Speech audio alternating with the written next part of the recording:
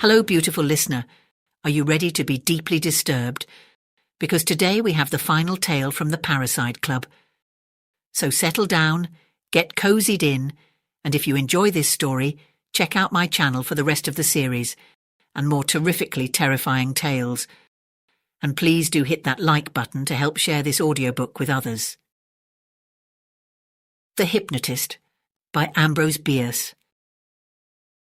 By those of my friends who happen to know that I sometimes amuse myself with hypnotism, mind-reading and kindred phenomena, I am frequently asked if I have a clear conception of the nature of whatever principle underlies them.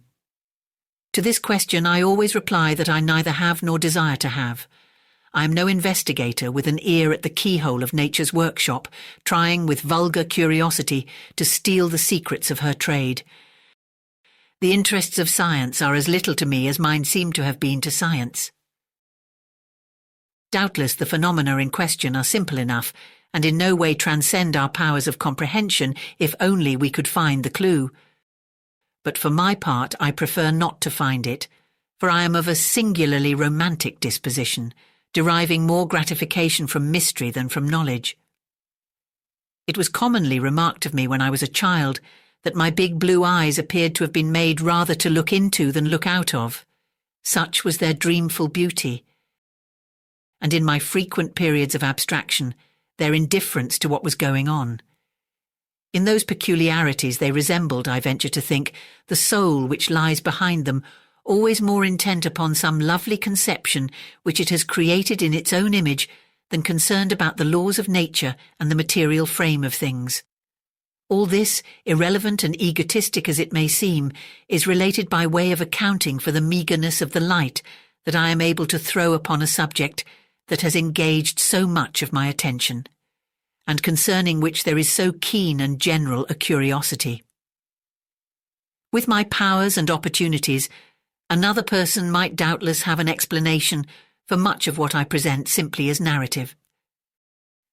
My first knowledge that I possessed unusual powers came to me in my 14th year, when at school. Happening one day to have forgotten to bring my noonday luncheon, I gazed longingly at that of a small girl who was preparing to eat hers. Looking up, her eyes met mine and she seemed unable to withdraw them.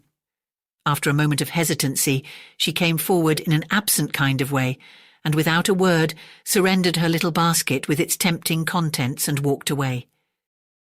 Inexpressibly pleased, I relieved my hunger and destroyed the basket. After that, I had not the trouble to bring a luncheon for myself. That little girl was my daily purveyor.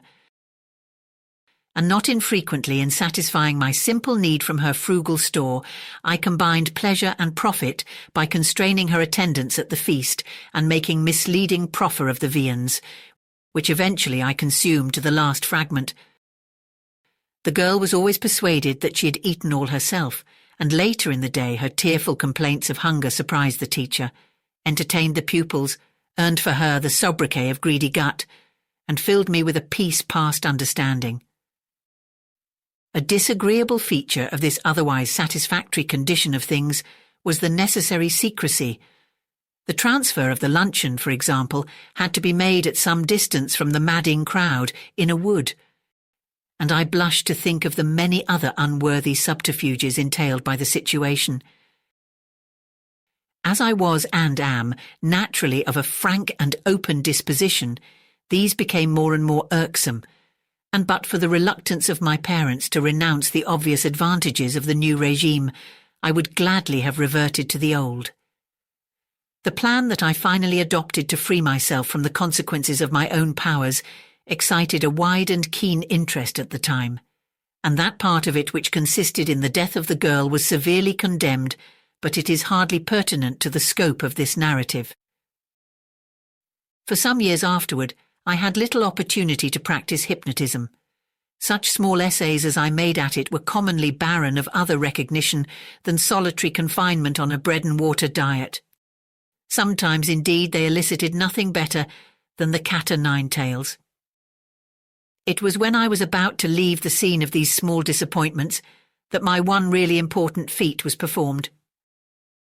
I had been called into the warden's office and given a suit of civilian's clothing, a trifling sum of money and a great deal of advice, which I am bound to confess was of a much better quality than the clothing.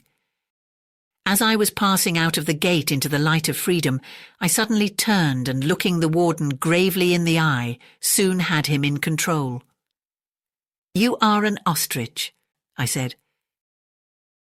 At the post-mortem examination, the stomach was found to contain a great quantity of indigestible articles, mostly of wood or metal, stuck fast in the esophagus and constituting, according to the coroner's jury, the immediate cause of death. 1 doorknob.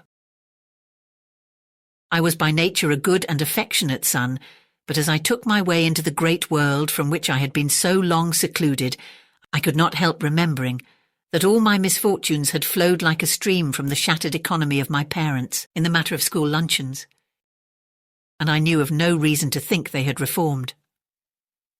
On the road between Succotash Hill and South Asphyxia is a little open field which once contained a shanty known as Pete Gilstrap's place, where that gentleman used to murder travellers for a living. The death of Mr. Gilstrap and the diversion of nearly all the travel to another road occurred so nearly at the same time that no one has ever been able to say which was cause and which effect. Anyhow, the field was now a desolation, and the place had long been burned. It was while going afoot to South Asphyxia, the home of my childhood, that I found both my parents on their way to the hill. They had hitched their team and were eating luncheon under an oak tree in the centre of the field. The sight of the luncheon called up painful memories of my school days and roused the sleeping lion in my breast. Approaching the guilty couple, who at once recognised me, I ventured to suggest that I share their hospitality. "Of this cheer, my son," said the author of my being with characteristic pomposity, which age had not withered, "there is sufficient for but two. I am not, I hope, insensible to the hunger light in your eyes, but—" My father has never completed that sentence.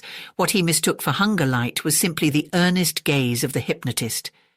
In a few seconds he was at my service. A few more sufficed for the lady, and the dictates of a just resentment could be carried into effect. "My former father," I said, "I presume that it is known to you that you and this lady are no longer what you were." "I have observed a certain subtle change," was the rather dubious reply of the old gentleman. "It is perhaps attributable to age." "It is more than that," I explained. "It goes to character, to species. You and the lady here are, in truth, two broncos, wild stallions both and unfriendly." "Why, John," exclaimed my dear mother, "you don't mean to say that I am—" "Madam," I replied solemnly, fixing my eyes again upon hers, "you are." Scarcely had the words fallen from my lips when she dropped upon her hands and knees, and backing up to the old man, squealed like a demon and delivered a vicious kick upon his shin. An instant later he was himself down on all fours, headed away from her and flinging his feet at her simultaneously and successively. With equal earnestness, but inferior agility, because of her hampering body gear, she plied her own. Their flying legs crossed and mingled in the most bewildering way, their feet sometimes meeting squarely in mid-air, their bodies thrust forward, falling flat upon the ground and for a moment helpless. On recovering themselves, they would resume the combat, uttering their frenzy in the nameless sounds of the furious brutes which they believed themselves to be. The whole region rang with their clamour.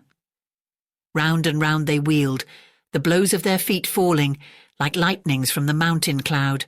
They plunged and reared backward upon their knees, struck savagely at each other with awkward descending blows of both fists at once, and dropped again upon their hands, as if unable to maintain the upright position of the body. Grass and pebbles were torn from the soil by hands and feet, clothing, hair, faces inexpressibly defiled with dust and blood. Wild, inarticulate screams of rage attested the delivery of the blows, groans, grunts and gasps their receipt. Nothing more truly military was ever seen at Gettysburg or Waterloo. The valour of my dear parents in the hour of danger can never cease to be to me a source of pride and gratification. At the end of it all, two battered, tattered, bloody and fragmentary vestiges of mortality attested the solemn fact that the author of the strife was an orphan. Arrested for provoking a breach of the peace, I was, and have ever since been, tried in the court of technicalities and continuances, whence, after 15 years of proceedings, my attorney is moving heaven and earth to get the case taken to the court of remandment for new trials. Such are a few of my principal experiments in the mysterious force or agency known as hypnotic suggestion. Whether or not it could be employed by a bad man for an unworthy purpose, I am unable to say. Thank you for listening. I hope you enjoyed this story, and if you did, please do hit that like button to help share it with others, and check out my channel for more terrifying tales.